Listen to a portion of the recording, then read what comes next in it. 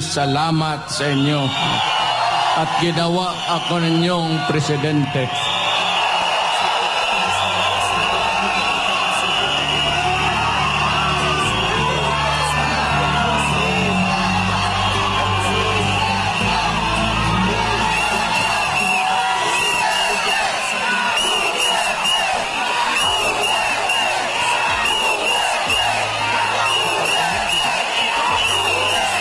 Ang pinuntahan ko dito, nandoon naman ako sa Davao. Pag gano'n nang ako lumakad, staggered, I use a cane, nagbabantos na ako. Because of old age. I used to be, pupunta ako dito ng Davao, dito man ako nag-aral. At matatag at matigas ang katawan. Hindi ko naman akalain na paabutin ako ng Panginoong Diyos. Makatapos, makauwi, makatrabaho, at maging isang mayor doon for 23 years. Naging congressman, vice mayor ako ng anak ko. Tapos, after about almost 30 years, bumalik ako ng Maynila, hindi na estudyante, presidente na ako.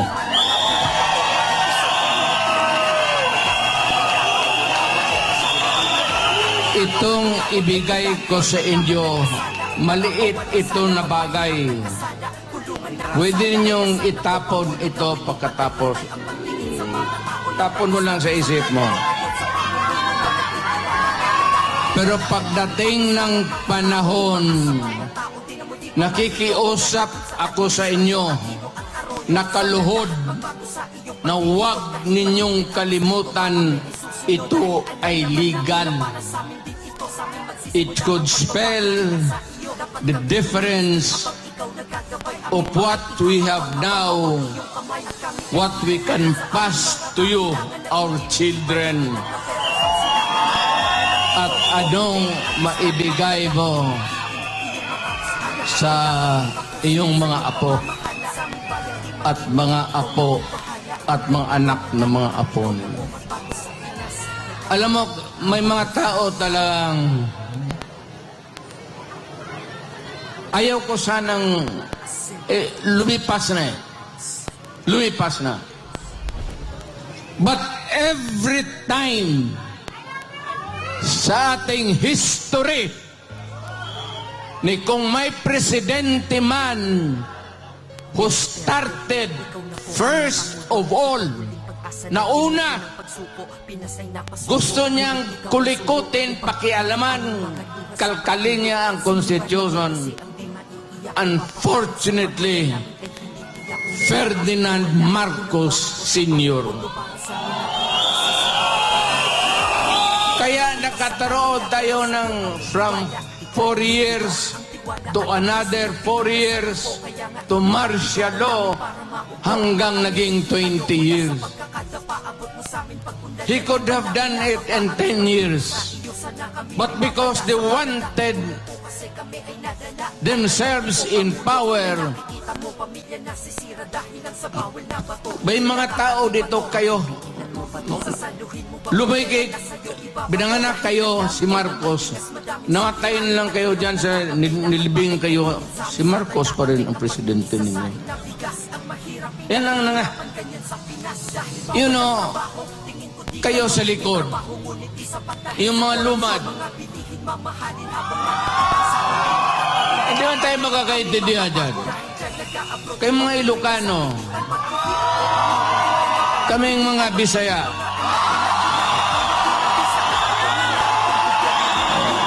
mga Waray, mga Moro, nung unang panahon, nakakaintindihan ba tayo? Nung una, inalipin tayo ng mga Espanyol. Wala tayong pulbura. Ang sekreto niyan, pulbura pati kanyon. So nung unang putok-putok, at mabuti na lang itong si Magellan, sumimple, pumunta sa likod ni Magellan at pinutol yung itlog niya ni Magellan.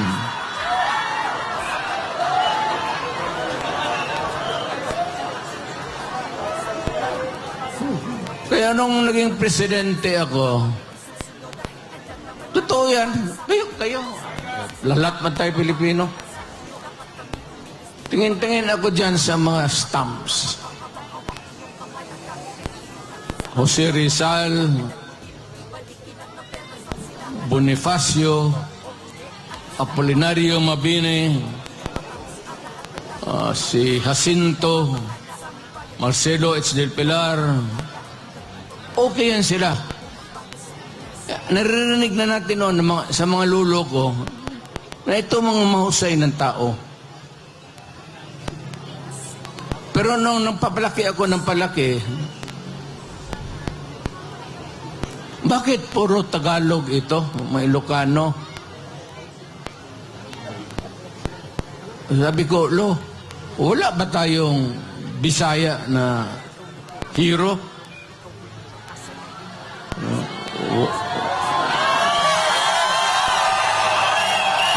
Wala manak.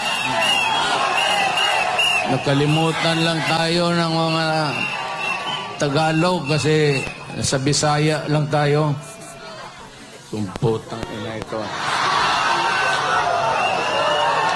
Kaya nung na-presidente ako, tinawag ko ito mga historical commission natin. Tingnan daw, anong mga stamps natin. Hoy, nga kayo.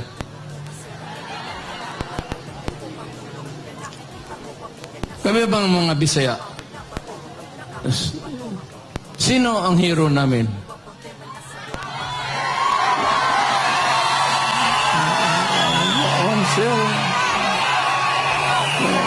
Na balitaan namin si Daguhoy sa Cebu.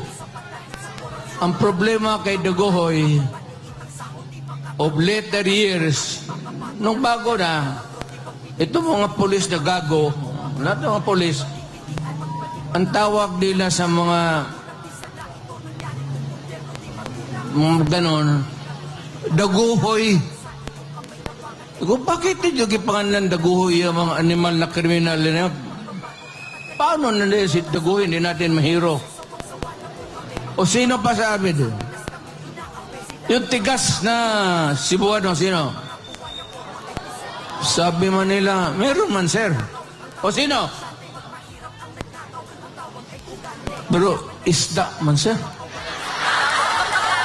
O sino? Si Lapu-Lapu, sir. Yun ang pumatay kagwe jeep. Bukas pag walang istampa yung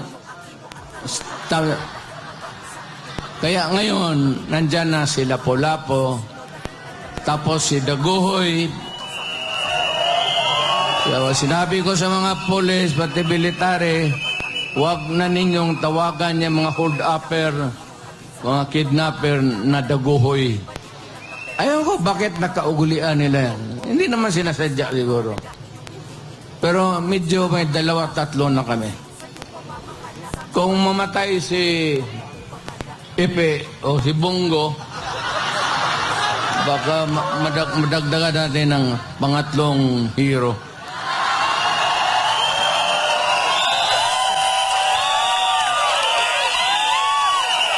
Ito lang, hindi ko na lang habain, ha.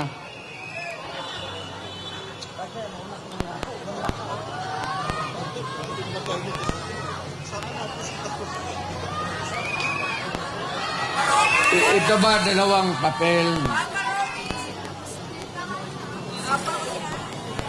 Ito yung konstitusyon ngayon.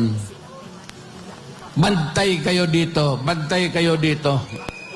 It would have a long and lasting, miserable life for you all. ito yung konstitusyon natin. Ang una talang gumalaw nito, iba-iba niya, si Marcos. Maniwalat ka hindi. After a few decades, ang pangalawang taong gustong kumalkal ng konstitusyon natin, putang ina, Marcos rin.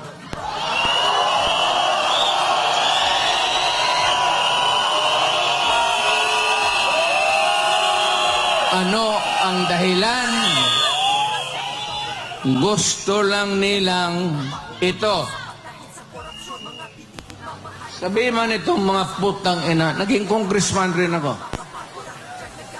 Sabi nila, ito lang mga provision, edukasyon, papasukin natin yung mga lahat, mga Princeton, kung ano yung maganda.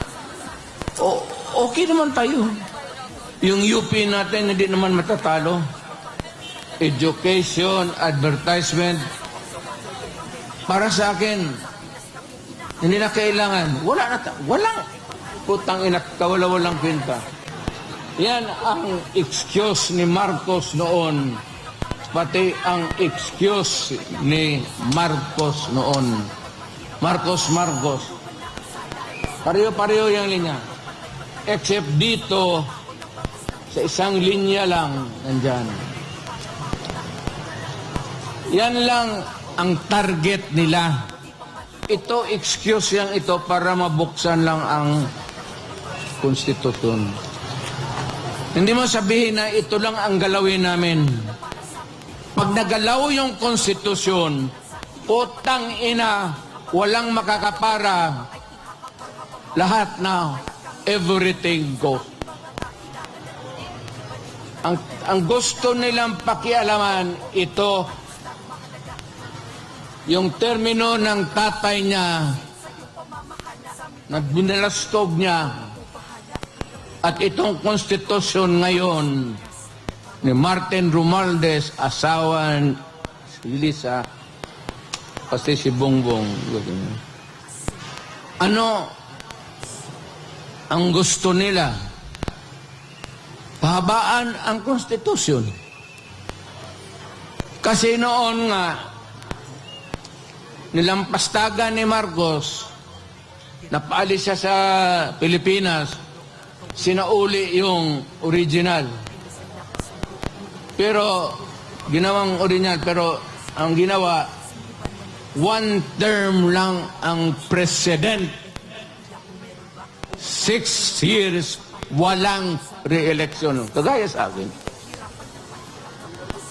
Yung konstitusyon na inabot, under which Marcos was elected, ganon rin.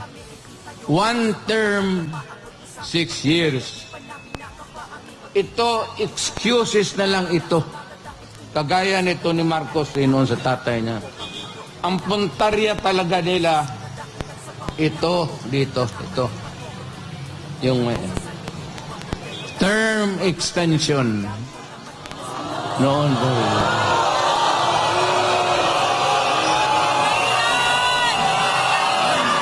Because yung Constitution kung saan na siya nahialal, one term, 6 years.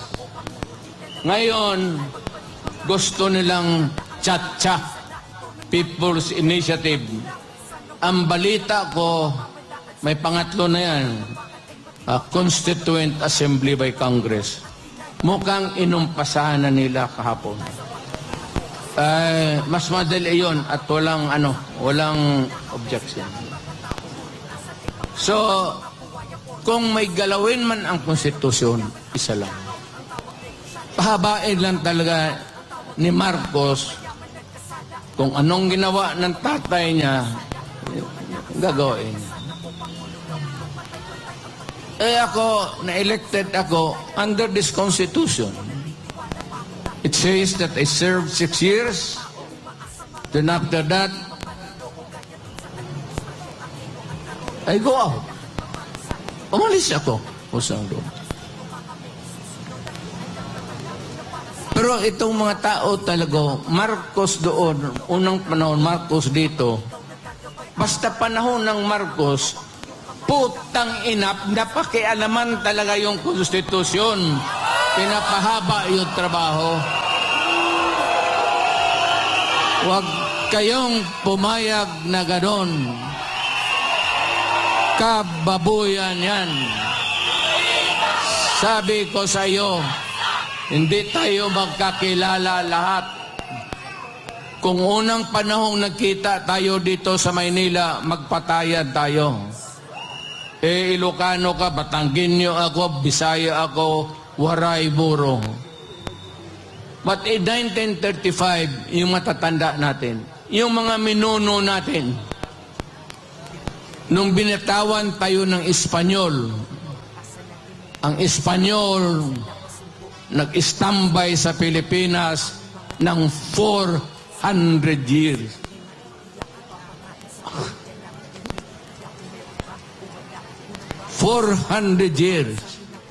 Pumasok ang Amerikano because there was an American-Spanish War, natalo ang Espanyol, nawala sa kanila ang Mexico, yung mga Marianas Island, pati Philippines, isinurrender nila sa Amerikano. So, ang umupo uli dito ang Amerikano. So, ilang taon tayo nagdusa, nagpakahirap sa mga banyaga. Ngayon, may isang presidenteng dumaan na matagal na dinispatsa naman sana namin. Pati ito ngayong anak, may tuyo sa ulo talaga ang mga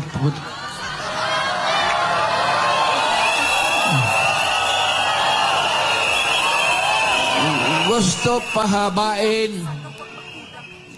Sila lang naman yan yung gustong mapahabain ang termino nila. Ang Pilipino, lamang interest dyan magpahaba ng termino. Ang Pilipino, ang gusto magpahaba ng utid para papakaligaya kung sino ang gustong paligayahin. Utang ina.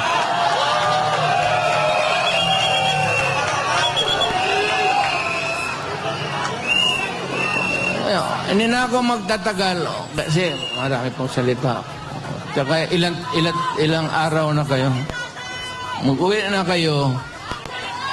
Huwag lang kayong magpaluko. Yan ang legal. Nasabi ko. Huwag ninyong pumayag na mangyari yan. Kasi mapalitan nila ngayon, walang siguro ko mapalitan sunod na eleksyon. Kasi ang gusto nila, presidential Republican type of government. Ang Pilipino, tayong lahat dito, may isang boto para sa presidente. Ngayon, ang gusto nila itong Congress, tutunawin nila, gawain nilang parliament. Ang magboto sa presidente o prime minister, ang tawag na dyan hindi presidente, prime minister na, ang mga assemblyman o kaya yung mga congressman ngayon, hindi na kayo makaboto. Nada. Philippines. No more. Kaya huwag kayong pabayag. Baski na matunaw na yung mga kamay ninyo. Sabihin ninyo doon sa kapitbahay ninyo, putang ina ka, pag pumirma ka niyan, papatayin kita. Patayin na lang, magpatayan na lang tayo dito lahat. Huwag kayong pumayag sa kabalostugan na yan. Masisira ang Pilipino. You would lose your direct vote. Ako gusto ko si Marcos. Ako gusto ko si Ramos. Ito, isang boto ko lang to. Oh. Ito, gusto ko si Villar. Isang buto lang. Pag tinunaw nila yung konstitusyon ngayon at yung sabi nilang bagong konstitusyon, itutunaw na nila ang lalabas niyan, ang presidente maging prime minister na. At ang mga yung mga congressman ngayon, assemblyman na, wala ng Senate, wala ng House of Representatives. Purnada na tayo. Kung sakali man, itapod lang ninyo ang oras, kung sa anong oras kayo mag-umpisa dito, pagka ganon, well, meron akong ipagbilin sa inyo. Hindi pa naman talaga at saka ako naging presidente. Awang-awa ako sa military. Mababait yan sila. Awang-awa ako sa mga polis. Yung mga polis, maraming gago dyan. Yung iba, pwede ninyong patayin. Pero sila sa trabaho nila, medyo talagang matino yan sila. I would like to caution you that hindi pa tayo umabot ng critical na mapunta sa Malacanang. Iwasan niyo muna. Pag-usap ko lang sa inyo. Let us make this rally peaceful in the meantime. Total, hindi naman tayo ginagawa. Wala namang nagkikano sa atin ng polis. Wala. Hindi naman tayo iniistorbo. Kaya mag-demonstration ba tayo? Dito lang muna tayo. Let us not go into the seat of the governing power. Kasi doon may mga national treasures tayo. Kagaya nung unang nangyari kay Marcos, napasok ang Malacanang, marami ang nasira. Hindi man kanila yon sa Malacanang. Atin Diyod sa Pilipino. Ano ba yung sa Tagalog? Bahandi. Ano bang bahandi? Yung lahat ng sa Malacanang, persa lang ang jockey nila, pati panty. Yang lahat dyan, mga paintings, lahat makita mo, kayamanan ng Pilipino yan. So, huwag mo na doon at kung magpunta to doon, huwag natin sirain. Ang huwag niyo kalabanin ang pulis pati military. Kung pagdating ako ng magpaagit na, kasi ayaw ko, naging presidente kasi ako, naintindihan ko trabaho nila. Mahal ko ang militar. Mahal ko ang mga pulis.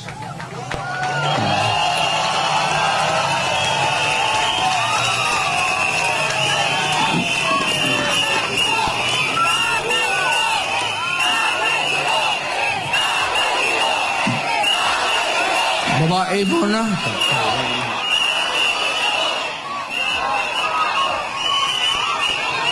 May nakikita kasi ako nung polis ako nung presidente pa ako na na-assign sa akin. Nawala man nung ano ko dito. Pero the one thing that I can contribute really is let us avoid bloody incident. Hindi pa. Dadating yan. Hindi talaga.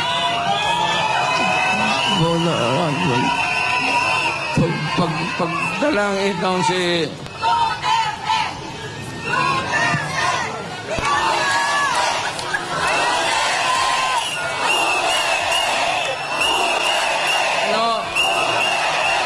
Alam mo, si Marcos, pasyad-pasyad na lang yan.